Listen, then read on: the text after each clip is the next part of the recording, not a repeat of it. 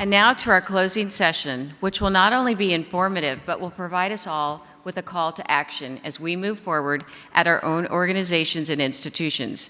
Now to introduce our closing keynote moderator, please welcome to the stage Elizabeth Cohen. Thank you. You're so cute. Great, thanks. Wow, this has been such an amazing conference, and I'm so delighted to be part of this closing session. Congratulations again to all of the new fellows. We welcome your energy and your inspiration, and I'm filled with pride for you. I'm Elizabeth Cohen, and I'm the Rudin Professor at Hunter Bellevue School of Nursing, the City University of New York, and it is my great pleasure to introduce somebody who's a colleague and a friend. Dr. Alicia Georges is a professor of nursing and the chair of the nursing department at Lehman College, City University of New York. She's the president of the AARP and the Black Nurses Association, and she will close this conference with a view from the top, a call to action. I want to welcome her to this stage and also ask for your applause in welcoming her to close out our conference with practical material. There she is, Dr. Georges.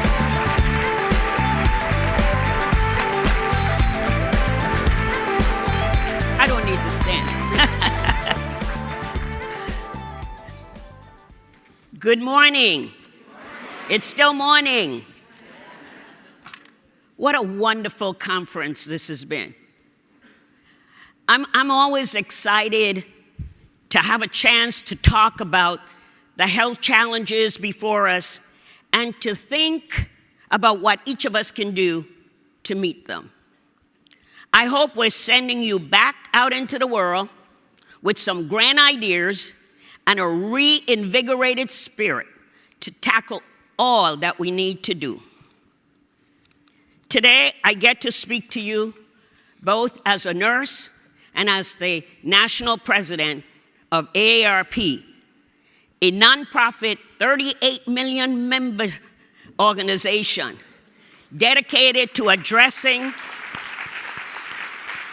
the needs and interests of persons aged 50 and older. We in AARP have been on a quest for greater healthcare security and economic stability for older Americans for over 60 years. Every topic that was discussed at this conference is close to the heart of our mission. Most people know AARP will find you even before you're 50. But Dr. Grant told me he got his at 45. Where's Ernest? Few people, however, people don't know how AARP started, which tells far more about who we are. So just briefly, our founder was a feisty, red-headed woman from South Central California, Los Angeles, California. She was one of the first women principals in an urban high school in California. She was a trailblazer. She was decades ahead in her views about growing older. She eventually retired to become a caregiver for her mother who was ill. Issues that still plague us today for so many women in this country. One day she went to visit a friend who was a retired teacher. And if you know the story of AARP, you'll know that she found her living in a chicken coop. It was a shack in the back of somebody's house. It was the only thing she could afford, a teacher. She was not asking for handouts. But then you have to remember that was in 1947, there was no Medicare. And the teacher, like so many women in those days who were professionals, was left on her own. This woman, Ethel Percy Andrus, decided she has got to do something to get health insurance for retired teachers. 42 companies rejected her. You want to talk about tenacity? She had it. The 43rd did, and it became history. And not only did she launch this campaign for New York teachers. Soon people across the country wanted her to do something on their behalf. So in 1958, and I want all of you over 50 in this room to know this, at the age of 74, my age, she founded AARP. And because of her, we now have 2,000 paid staff, tens of thousands of volunteers, offices in all 50 states, the District of Columbia, Puerto Rico, and my home, the United States Virgin Islands. But most important, we have her vision. Because she said then, and we continue to say, it's about the pursuit of health security, financial resilience, and a vibrant life for each of us through all life stages. She had 3 words inscribed on our insignia that still exist: dignity, independence, and purpose. You know, in 1958, that was revolutionary, and women didn't say much, you know. See, the country was just getting used to the idea of a future where more people would be living longer. For many years after they stopped working, we in AARP have remained dedicated to these pursuits. We are undistracted by partisan politics, and we're wedded to the principles of decency and trust. We are completely nonpartisan, remember that.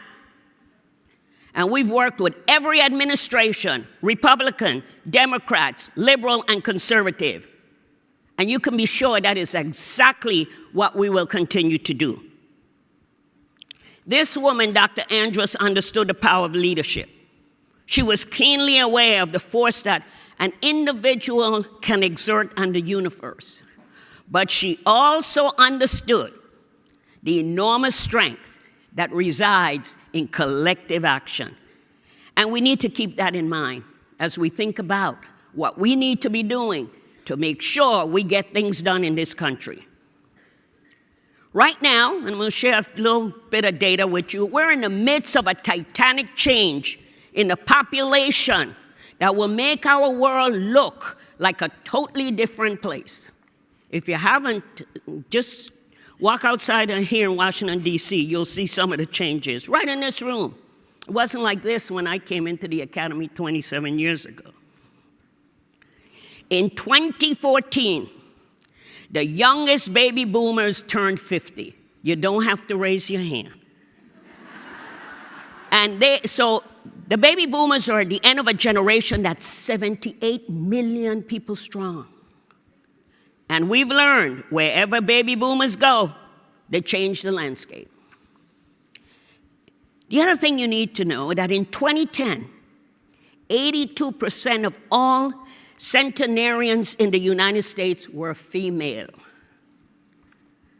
By 2030, the number of older adults in the United States will nearly double. And 1 in 5 Americans will be age 65 or older. And the fastest growing group in this country is made up of people over 85. So we still got some juice left. 10,000 people are turning 65 in this country every day. And the actuaries at Social Security, I hope they get it right this time, say that 1 in 4 of those people will live beyond 90. Some of them for many years. I say all this because when you start talking about developing policy, you got to keep in mind who this is going to affect. Today, a child has a better than 50% chance of living to be 100. We might have 1 million people age 100 or over in this country by the year 2030. In fact, experts are saying that the child who will live to be 150 has already been born. I don't know if they're going to be in the United... I know they won't be in the Bronx, New York. We have the worst health indices, you know. Yeah. So if that is so, we're going to have 35 to 40 years to live after we become 65 or after most people retire. But you know, it says we're going to live longer. But not everyone has an equal chance to live longer, let alone capture the associated opportunities. We say in AARP everyone should have equal access to resources that they need to live longer, healthier lives. But it's not happening. Right now, we're seeing that older adults are consuming more ambulatory care, hospital services, nursing home services, and home health services than younger people. But older adults in this country want a more active role in making healthcare decisions than earlier generations ever did. But that's because they're the baby boomers.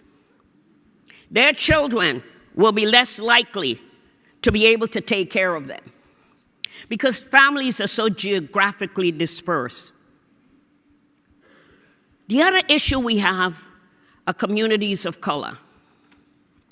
Minorities have fared worse in health and healthcare throughout their lives, and it will continue to be more challenged as Dean Sullivan Marx, as Martha Rogers used to say, as they become evolutionary emergents. So we know that African Americans from the National Healthcare Disparities Report have consistently suffered from a poorer quality of care and worse access to care than whites. And the data keeps growing. Lower life expectancy, poorer dental health. Again, I have to salute NYU for its big oral health program. Greater prevalence of asthma, hypertension, stroke. We know that African Americans are historically underrepresented in clinical trials. And there's a long waiting list for transplants, some never getting it. But the key is, even when older African Americans are in need of services, and they're Medicare beneficiaries, they are admitted to hospitals with higher mortality rates than anybody else. So again, that's something we have to think about as we look at what policies are we going to drive in this country. The other one, and I said it last night, Linda can tell me if we got the right numbers. Racial and ethnic minorities are woefully underrepresented in the health professions. And among those training to work in the health professions. And you heard yesterday from Dr. Reese that there are lots of other socioeconomic factors that are big contributors, not just to the underrepresented in the health professions, but they're also big contributors to the disparities that we're seeing in health and healthcare. We know about stereotypes and biases, and we know that they can influence when and what treatments people receive in this country. So as everybody's been talking, everything seems to be socially determined. So I don't need to explain to you what social determinants are. But if we are to create a culture of health, we have got to address these social determinants of health and the disparities and inequities in our society that's lowering the quality of life for everybody. We know that at least 15% of preventable deaths can be attributed to social determinants. Of course, because I'm speaking here for AARP, I want you to know that the AARP and AARP Foundation are ardent partners in wrestling with the social determinants of poor health to create a culture of health. We know that the social determinant lens opens our eyes to the conditions in which people are born, in which they grow, in which they live, and in which they work and age. It enables us to see connections and causality that can be easy to miss. So when you think about this, health takes on a more expansive meaning than health care. We're talking about health. So we're talking about unemployment, substandard housing, crumbling neighborhoods, food insecurity. Just think about it. If we would stop talking about health care and started to grapple with the critical questions of coverage and quality and affordability, but also included the social factors that so clearly affect health. If we think about this, all these social factors roll up into one main determinant: poverty. And you know, in this country, people think being poor is an individual's responsibility. It is society's responsibility. It is not an individual's problem.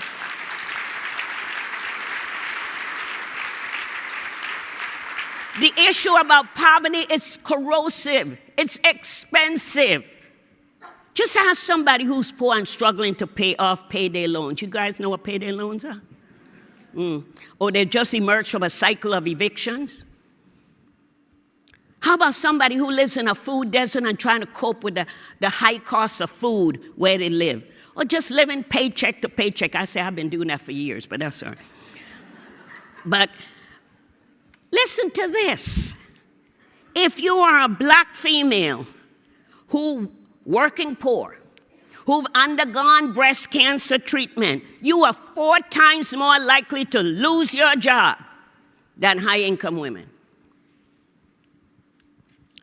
So, how do you tackle these issues? How do you expand opportunities for everyone in this country? I want to suggest 5 building blocks. I'm looking at my time. The first is we need to adopt an integrated perspective.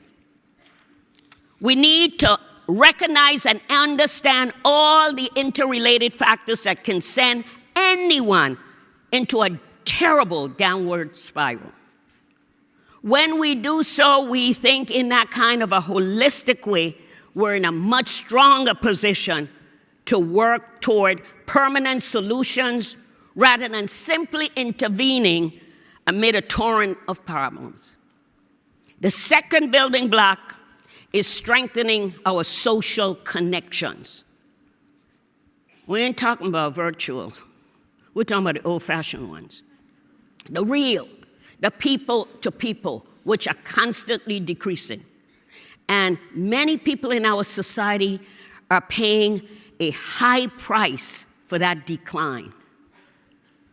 So we got to deepen our understanding of the causes and consequences of being isolated and not having anyone around. We know that isolation, and it's not just old people who will get isolated. You do know that. Well, isolation has such profound negative effects on health. And the striking and urgent fact we now know is that isolation and loneliness are as bad for your health as smoking. We also know that, and I tell folks this all the time, and I'm not trying to be funny, that isolation and loneliness drives up health care utilization and costs because lonely people use health care providers as a source of their social contact.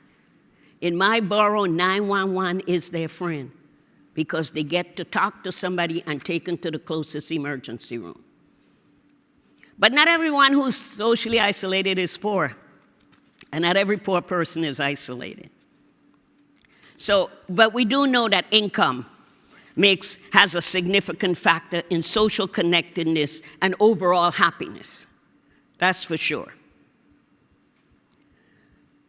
The other thing I want to say, and it has to do as one ages, we have to build a greater understanding of how much we will lose when we subtract from our communities and our organizations and associations the knowledge, the experience, the perspective, and the talents of so many older adults in this country.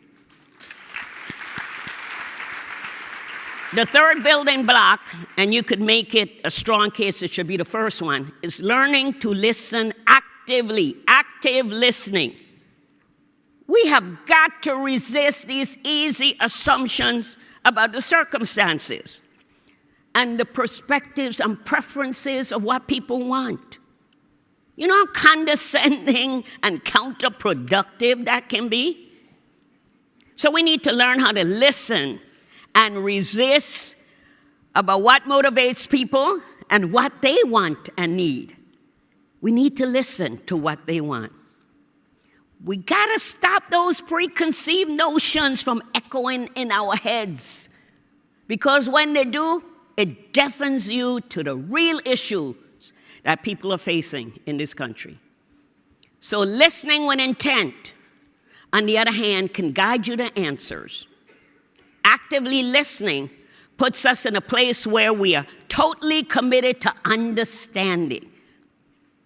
And it leads to testing our assumptions. And testing assumption leads to innovations that will drive our work in communities. The fourth building block is agents of opportunity. Now, there are many organizations and professions who are already primed to do this. They've been out here working hard. They've been helping in our communities, and they've been helping adults and children to find opportunity and overcome challenges. But in other cases, we need to leverage not only the ones we have, but please do not confine yourself to the usual suspects. Agents of opportunity are those who are willing and eager to look at problems from new perspectives. We can't continue to do the same thing over and over and over. You know what that means when you do that. So just a quick, for instance, in Philadelphia, a chain of supermarkets, I was telling Dr. Jamaat about it in Philadelphia. A chain of supermarkets took an innovative approach to provide access to benefits, programs, and nutrition right in their store. Because people were talking about people buying improper foods, non-nutritious foods, children not doing well in school. And they brought in the services of the dietitian and the nutritionist right into the store and had workshops right there. See, that's taking an old problem and looking at it from a new perspective. They're turning so-called food deserts in that area in Philadelphia into wellsprings of good nutrition. But guess what? They're also building stronger relationships with that community. And they've become a connector to health and health services. And one of the other things that we do in AARP in trying to, some agents of opportunities is using the community colleges to help the people who are 50 to 64, many of them underemployed or unemployed, to give them tips and coaching to get back into the job market. Nobody want to be home, sitting home when they're 50 years old. They've got too much life ahead of them, and they need a job. The final building block, and I know people don't like us when we say this, but the final building block is collective impact, not collaboration. Collective impact. So the best way to solve some problems is through each of us adding our own strengths and multiplying the strengths to generate a whole that's greater than the sum of its parts. That's collective impact. It goes beyond collaboration. You know, with collective impact, you raise the bar. And you can help to reverse a number of issues that exist. But the key with collective impact, folks, is we have got to put aside our institutional and professional egos. And we have got to adjust some of the ways that we have gotten comfortable doing things. Yes, it will require us to compromise. But when we adopt the principle of collective impact, that's when we really buy in to tackling the persistent, complex problems that exist We get out of our silos. Our thinking expands. We affirm the uplifting power of partnerships in translating good ideas into effective social policy.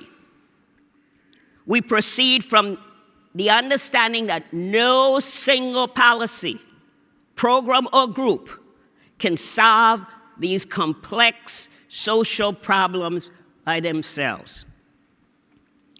But of course, these building blocks have to rest on a strong foundation of smart and compassionate public policy. That includes an equally smart and compassionate federal budget. You know, in these divisive times, folks, when it seems like we're devolving into it's us versus them, it's critically important to recognize there's no them. There's only us. We're all bound to each other. Yeah. We can't wall off the problems if we don't stick together. So in my, just a few minutes, I'm doing good. I'm good. Good. So I say all that. So what are we doing in AARP? So I got to brag about that. So the aim of the work we're doing in AARP now is to have a person-centered standard of care in which an individual goals and preferences are treated as paramount. Such a transformation will require a change in the culture of healthcare. And of course, it will require a far more commanding role for nurses. The changes have been slow in coming. And we know that in the vast industry of healthcare, person-centered care sometimes remains scarce. So we hear the complaints of lack of communication, uncoordinated services, dealing with disengaged or disrespectful employees. Of course, they're not nurses. And endless complications and matters as simple as scheduling a test. How many of you tried getting a CAT scan and how long it takes before they can schedule you? I mean, I guess maybe my problem is I live in New York City, but anyway. But just think about it. For people who are not as sophisticated as us, this just adds stress and undermines people's sense of well-being.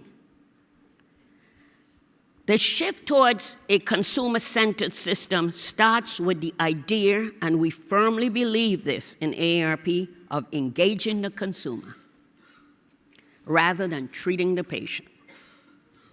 Individuals should feel empowered, know what their choices are, and they should feel connected to their healthcare providers, mainly through clear communication and understanding.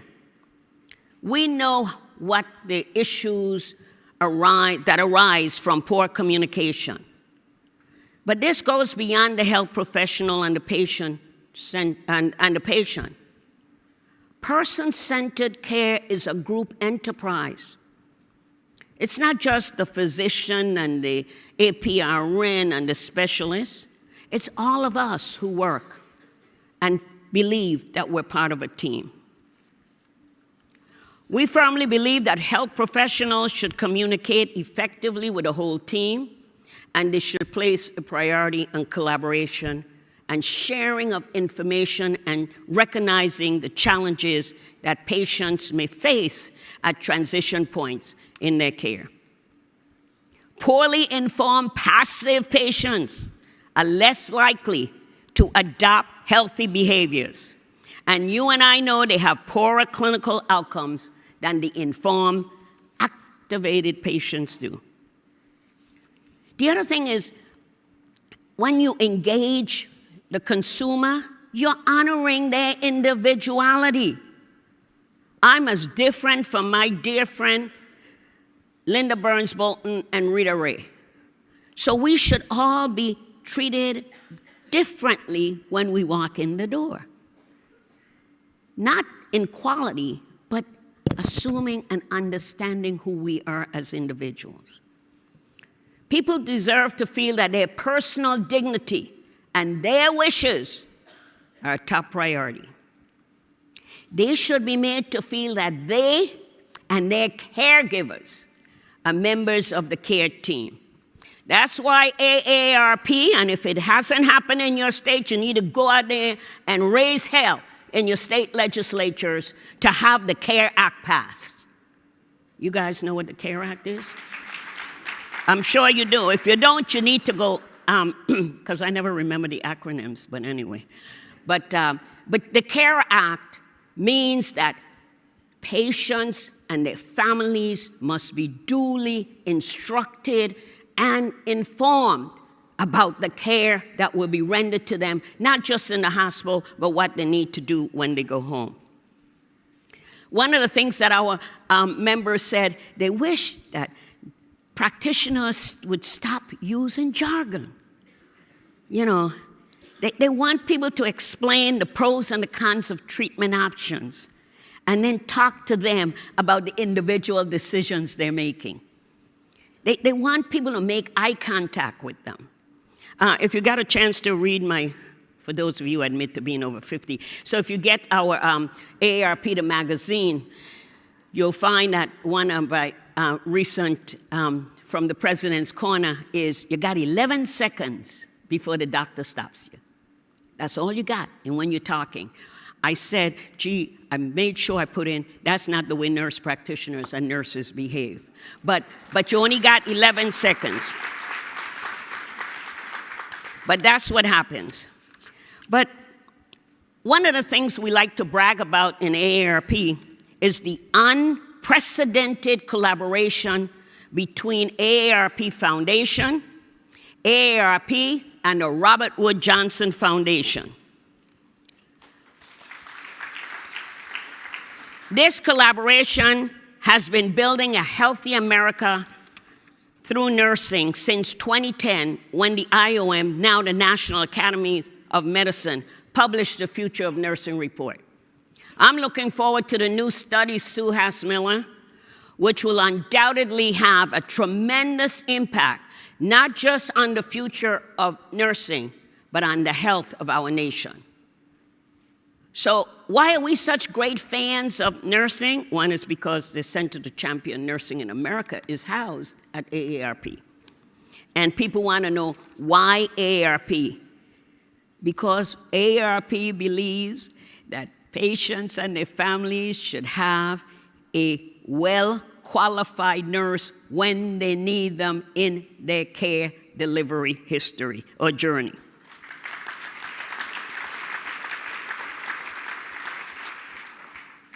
There's some other things I just want to share quickly with you. We keep saying that we've been left out of the most policy debates, and we have. And few of us have had places at the table when big decisions about health care and health care reform are made. But the reason, it's changing. It is changing. But why isn't it happening so faster?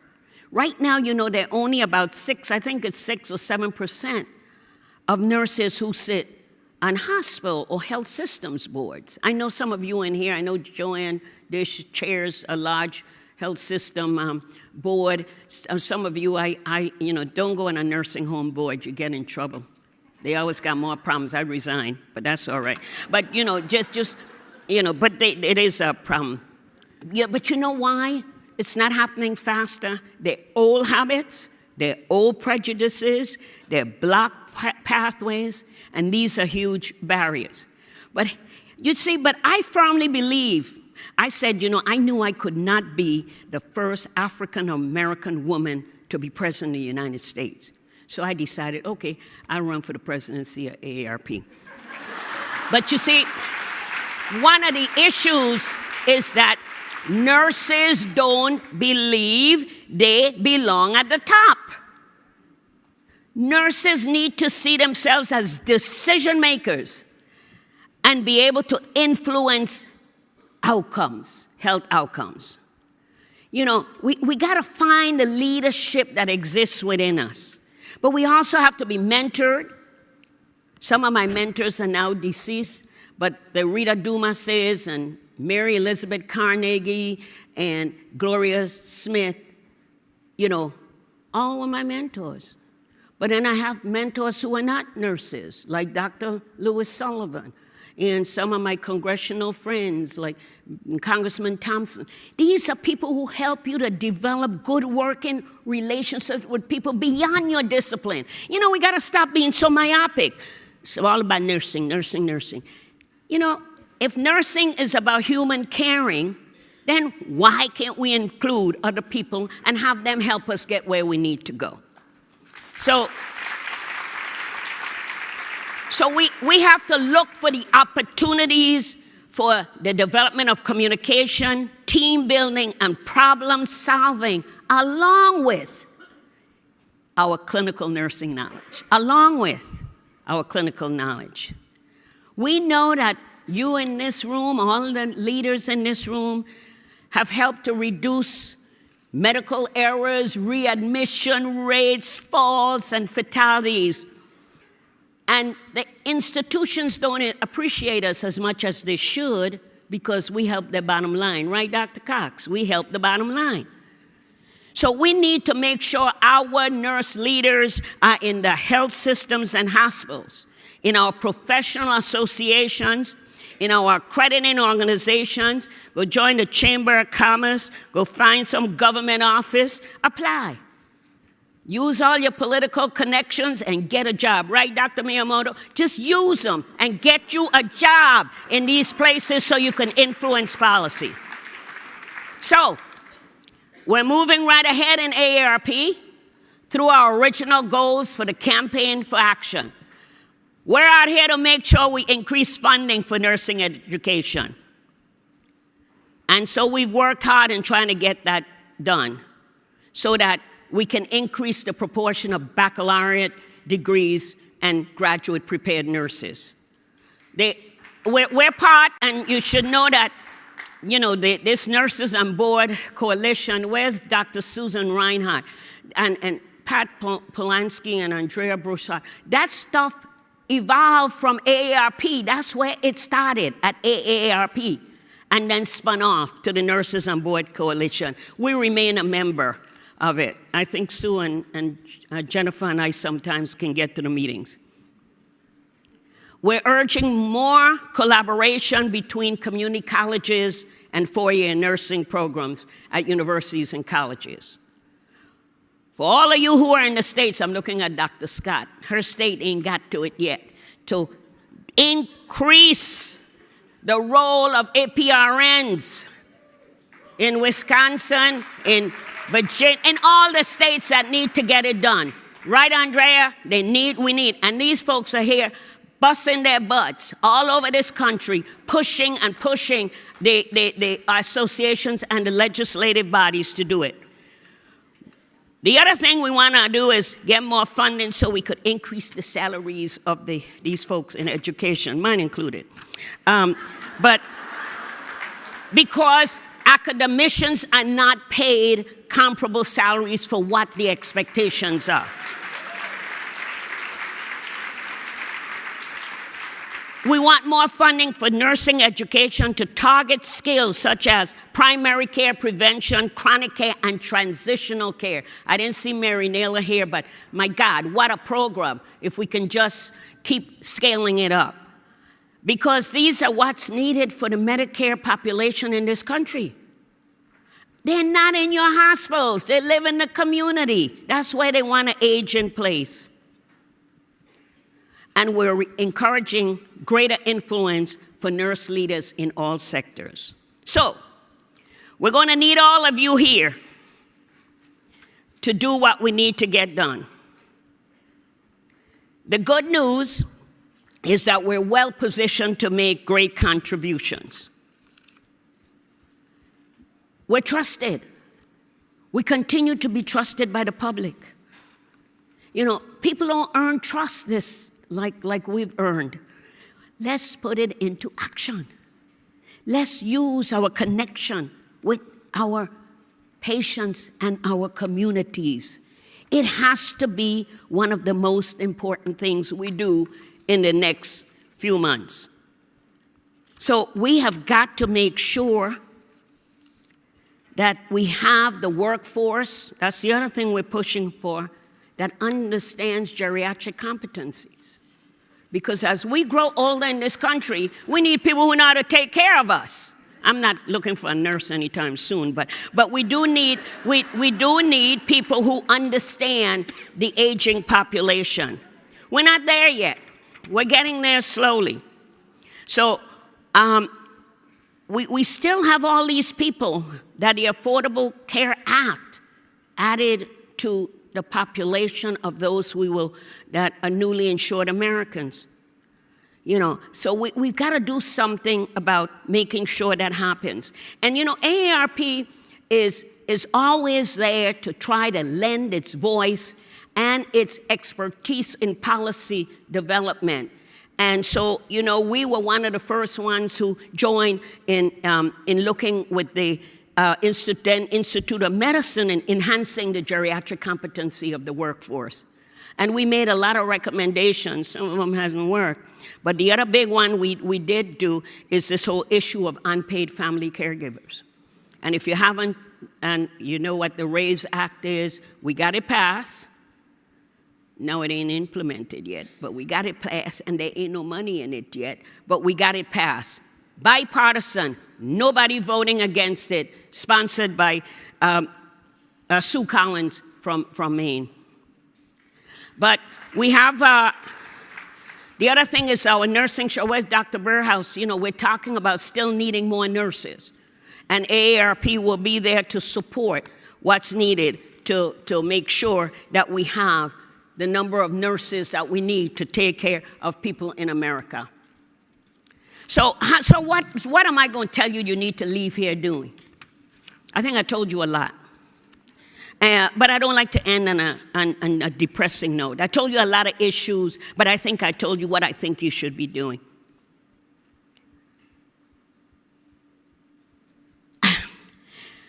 We've made progress, folks, but we still have a long way to go.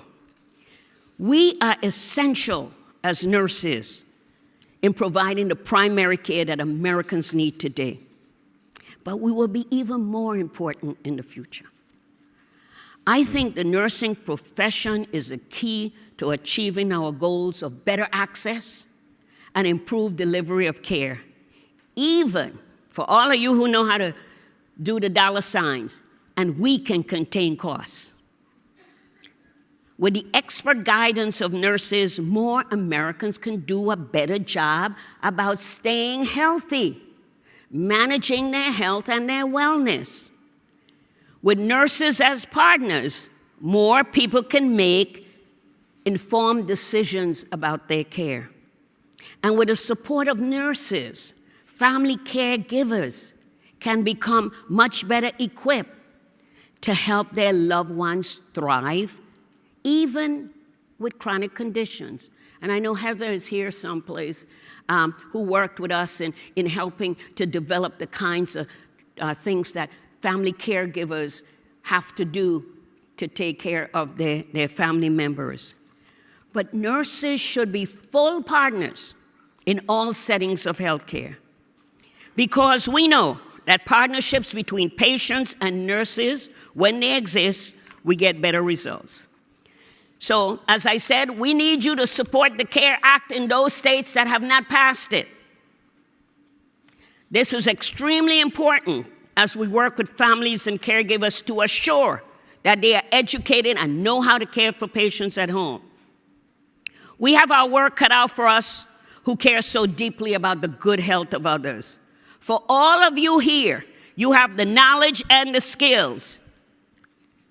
And know that you have the influence. People listen to you. You are trusted, and you have a credible voice. So speak up, talk back. When you see inequities, don't be shy. Don't hang your head and go out the door and fuss outside. When you have an idea, speak up on how to improve the way things are done. We have got to be a formidable force in this country. We've got to put aside our differences and work towards assuring that everyone in this country gets to live with dignity and purpose. But as we work towards this collective impact, I wanted you to consider the words of a poet who I have bastardized her poor poem. I hope she don't ever get to know me. Her name is Miha Stewart. And I think for us to be a formidable force in this country, in changing and in getting health policy charged, we've got to act as one. We have got to believe in each other. We must be committed to excellence. We got to do whatever it takes. We have got to embrace a common vision. We have to foster the group intelligence. But we also have to give people the benefit of the doubt. We have to harness the power of the many. And we have to inspire cooperation, not competition.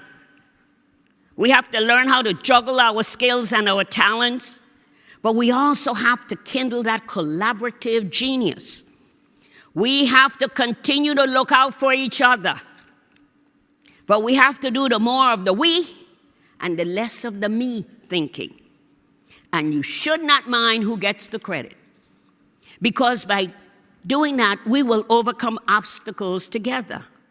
Because we're going to be putting our principles before our personalities. And we will learn how to quickly resolve our difference. We need to recognize each other's strengths. But we also have to share the workload. We must continue to treat each other with respect.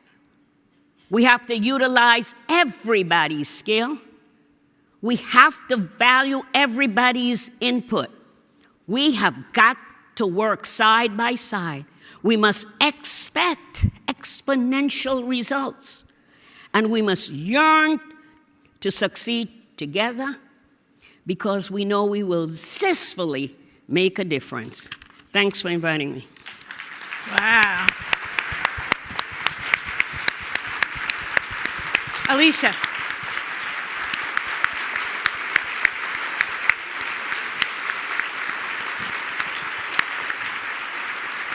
We have a few questions from the audience. Oh, okay. Thanks.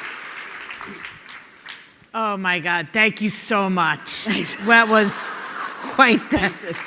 So we have a few questions from the audience and a few minutes in which to answer them. Good. Do you want a little water? Or no, I'm fine. Good.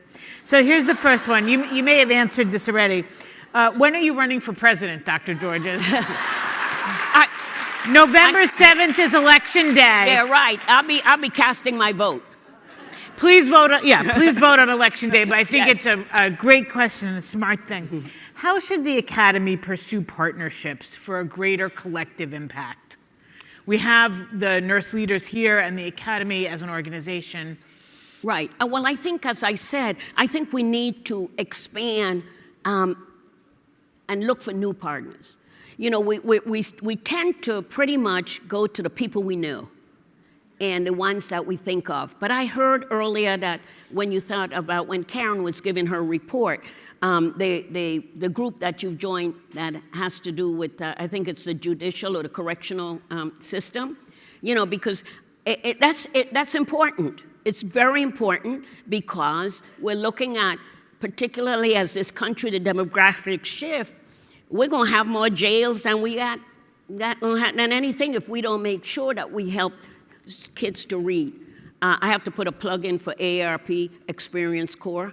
Our older adults who are volunteers teach second and third graders how to read. Did we ever think we would end up with a partnership like that? We're 50 plus that we tend to, but we do it for all. So I think you need to reach outside of some of your usual folks and begin to think about the issues and the problems that currently exist and then target some of those populations. We're working with 100 black men now. We work with sororities. Why couldn't AARP? We got some of the smartest people in all these organizations. Look outside the usual organizations and begin to develop partnerships. It doesn't have to be long-term, but just something that we that we can begin to do differently.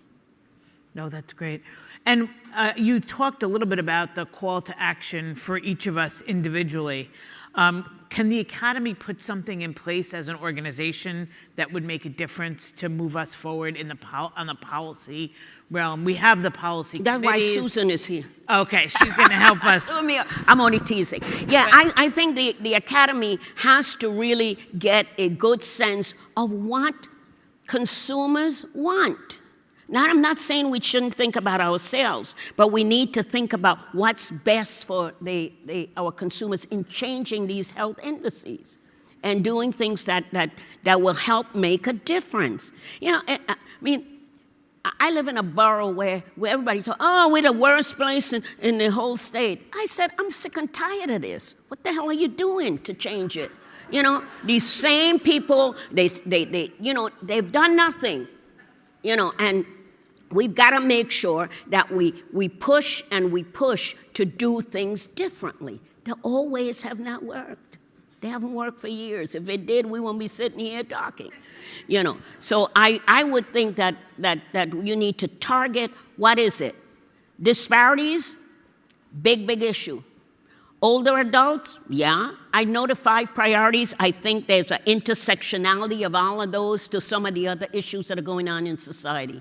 And that what you do with those 5 priorities will also influence what happens in our lives. So I commend the Academy for the priorities that it's set.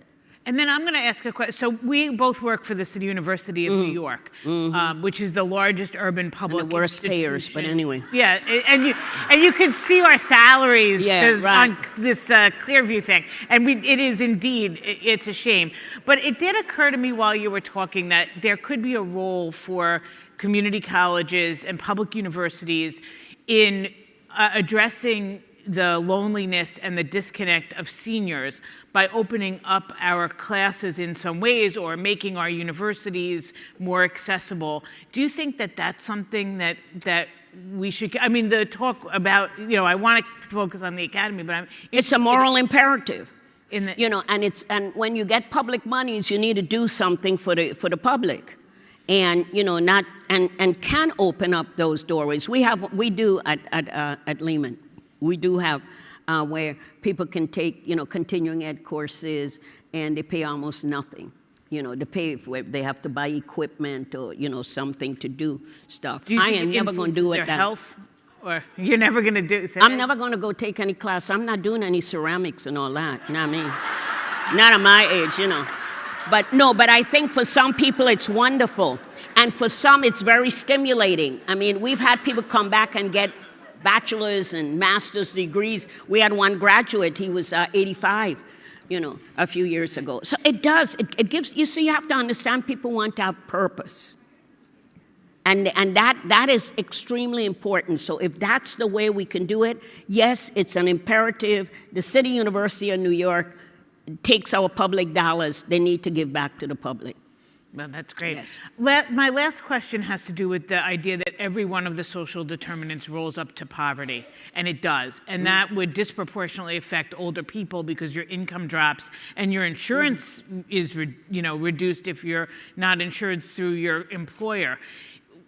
As we leave and as we think about the impact of this conference over the next year, what are some things that we could do there that would really address that? Because I think it's a really important point.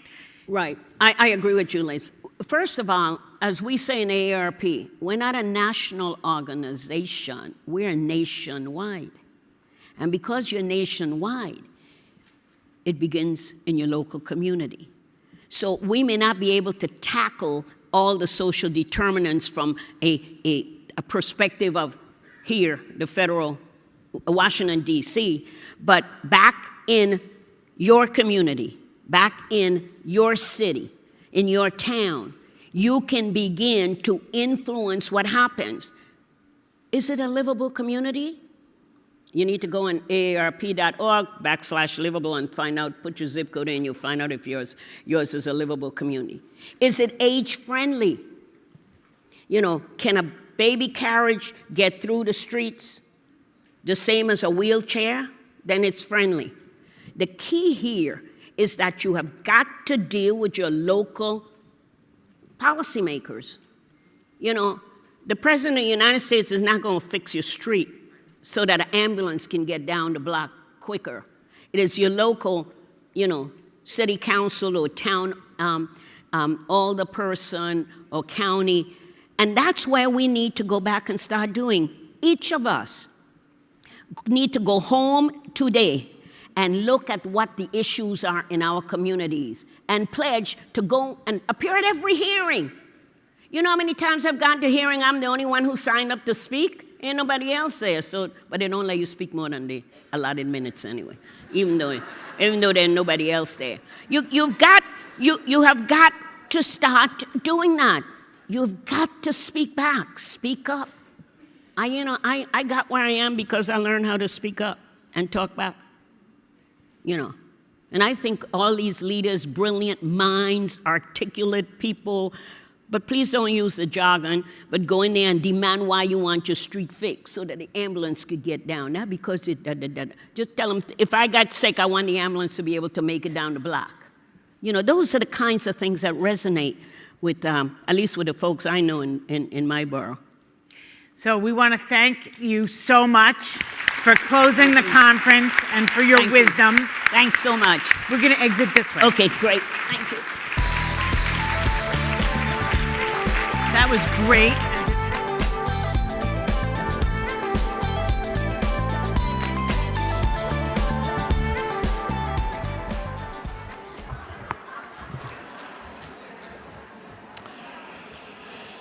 I'm standing between all of you and lunch, so I want to make a few closing comments.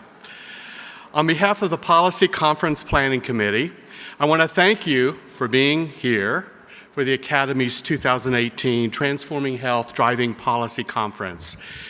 We hope that we've achieved our goal of focusing on the many ways to transform and drive health policy. Our many wonderful speakers, discussants, and experts have given us new tools, renewed vision, and specific and practical ways to drive and shape health policy. Dr. Mary Wakefield challenged us by asking the question, if nurses aren't the right people to advance health policy, then who? The time is right for us as nurses, and there is a sense of urgency now more than ever. Our pre-conference leadership workshop was a huge success, and thank you, Dr. Karen Drinkard, for your commitment and dedication to planning this excellent opportunity for continued learning. Our first plenary by Dr. Michael Mcginnis kicked us off with the powerful Sarajevo story, which served as a way to think about policy work. Keep your eyes on what is important, your audience, and their motives and values. Faces are guiding stars, and never let your spirit fly. As he reminded us, this is not fast work. We cannot give up. Our first panel explored leadership strategies for developing and sustaining health policy and regulations when evidence isn't valued, when evidence isn't available, or when evidence is conflicting.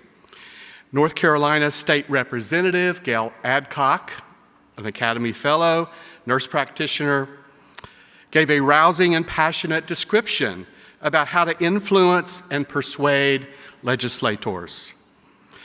Dr. Robin Newhouse, Dr. Bernadette Melnick, and Dr. Bill Hoagland described the various effects of evidence on health policy and encouraged us to be more courageous in making changes for quality and better outcomes when the evidence warrants. Dr. Diana Mason moderated our second panel and addressed opportunities, challenges, and strategies for health policy communications as identified in current evidence from both the scientific and experiential perspectives. We learned more about the Woodhull study and ways that we may be able to influence the media about our research findings and implications. Dr. Bill Hallman explained how best to communicate about science. made us laugh a little bit too. Dr. Mary Wakefield shared her experiences in working with legislators. Again, we heard that finding out what policymakers need to know and value for their constituents is important. We must translate facts and evidence into information they can use. And a great way to do that is to tell stories for impact. Our second plenary yesterday, led by Dr. Benjamin Reese, challenged us to identify implicit bias in healthcare interactions, research designs, and analyses of findings that have implications for policy. Yesterday, we also held 6 policy dialogues on cutting-edge issues and important work that our expert panels are leading.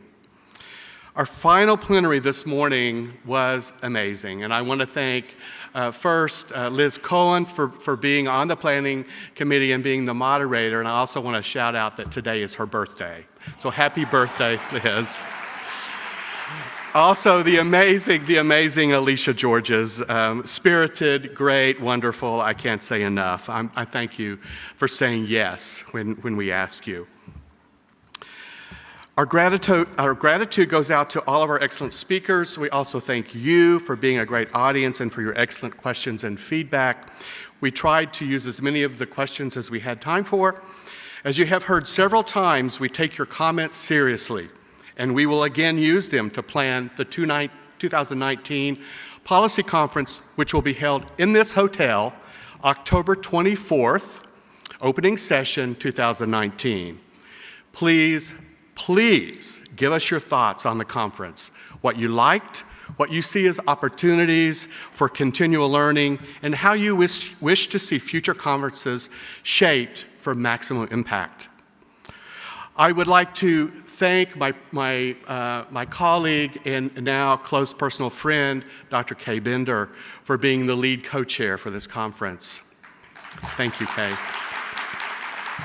I would also like to thank Elena Dixon, who was our events director. And Elena, if you're here, thank you so much. What I loved about Elena and Kay is they both always anticipated the next steps to keep us on track, and I learned a great deal from both of them.